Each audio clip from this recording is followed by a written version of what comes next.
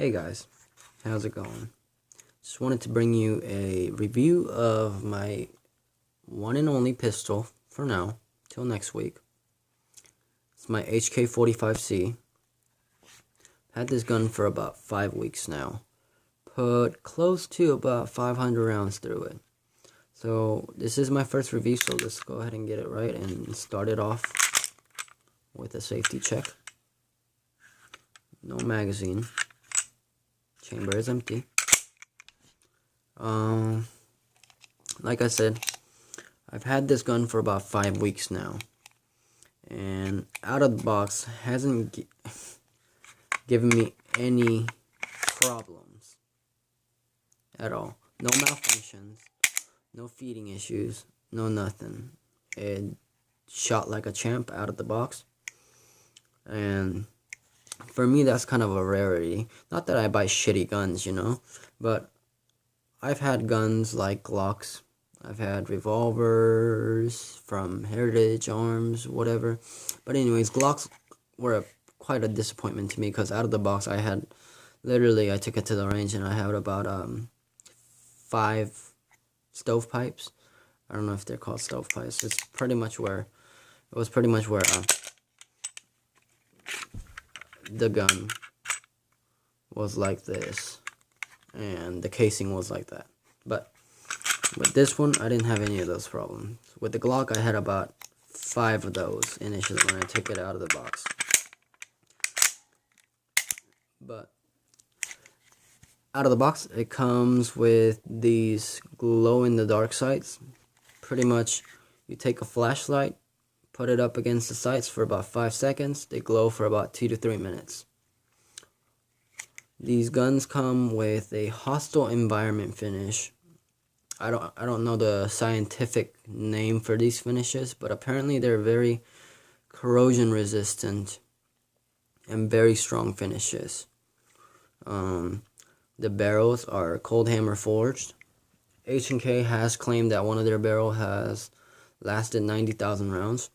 Barrel does come with a polygonal rifling, so it's not advisable. It's not recommended that you shoot, anything other than copper jacketed bullets.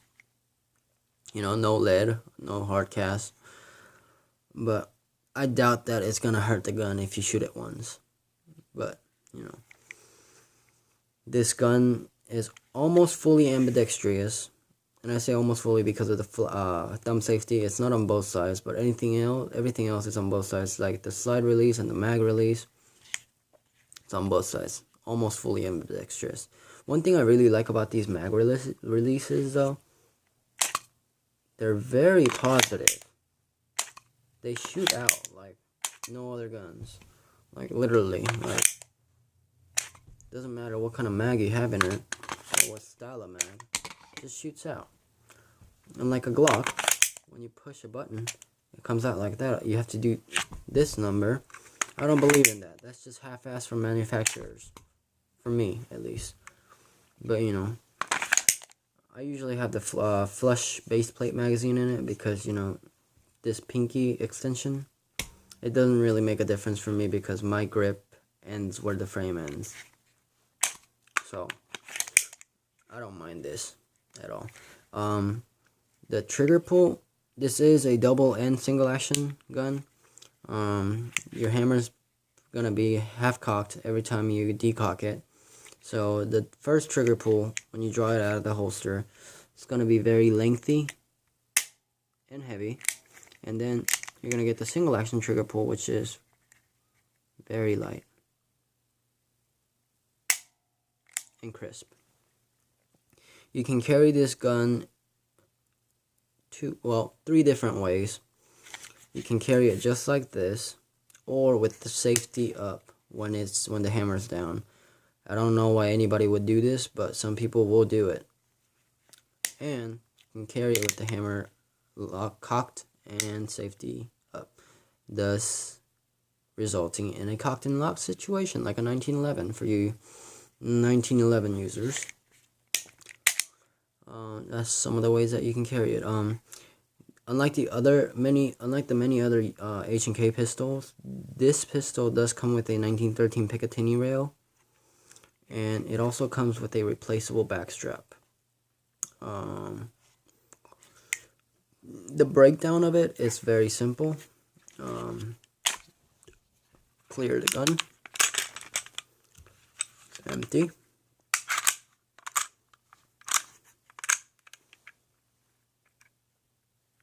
So take this.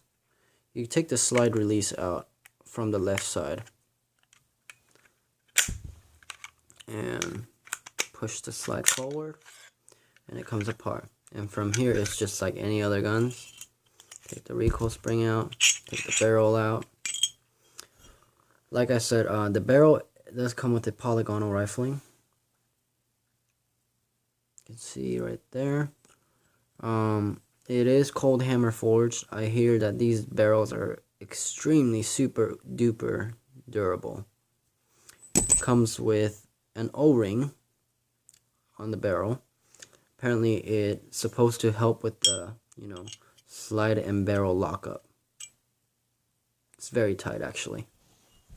The recoil spring assembly comes with this white little nylon buffer, I think.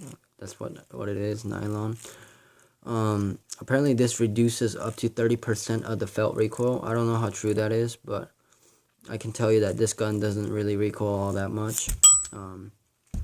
I would say it recoils like a baby Glock. That's just my take. But, if anybody else wants to say different, then let them say it. But that's just what I think. It doesn't feel like it kicks very hard.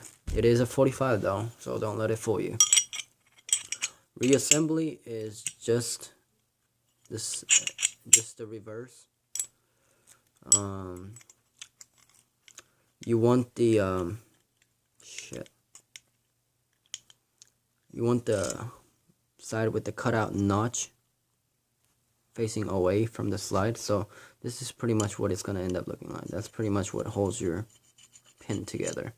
So now the rails on this seem very minimal, but they do the job at holding down the slide. It's not a problem. I was kind of worried about it when I first saw it, but it's an H&K. I doubt that I'm gonna live to see the day that this rails fail me, but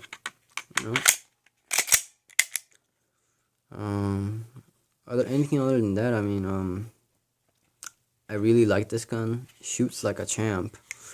Haven't had any problems with it, unlike the other pistols that I've had in my previous times.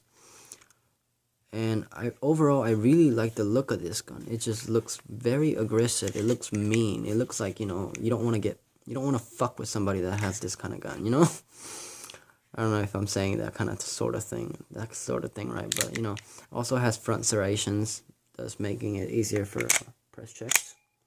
I usually do my press checks like this, with one hand, but, for other people, if they just want to go like that, personal preference. But these do come with the extended magazine release, unlike the little knobs on the USPs. Once I pick up my USP next week, I'm gonna switch it out with these extended ones. But the grip, the texturing on the grip, the side panels, it's not really all that impressive. These, however, in the front and on the back, they grip very well.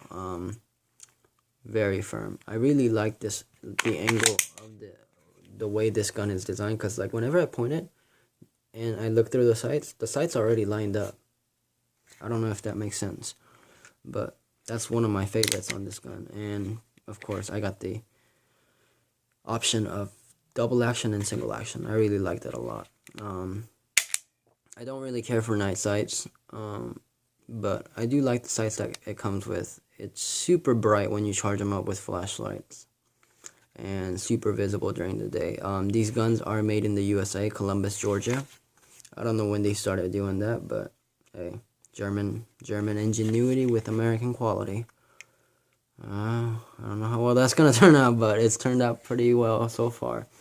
But anyways, Let me know what y'all think about this video, and let me know what you want to know more about this video, because when I was contemplating on buying this gun, I literally ran out of reviews to watch on YouTube about this gun, and I was still contemplating on buying this gun.